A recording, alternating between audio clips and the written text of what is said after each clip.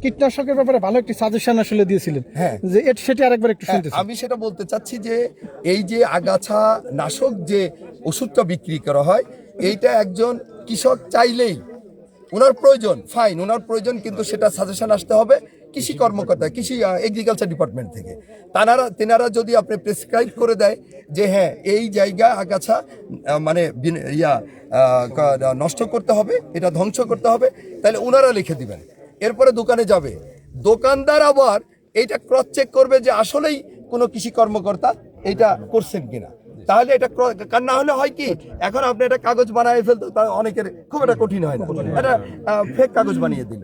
এই জন্য উভয় পক্ষ থেকে ক্রস চেক হইতে হবে। হওয়ার পরে যদি বুঝে যে হ্যাঁ ঠিক আছে, শুধু ওই ক্ষেতের আগাছা ধ্বংস করার জন্য এটা লাগবে, ওনারা বলবে, দোকানদার ততটুকু বিক্রি করবে।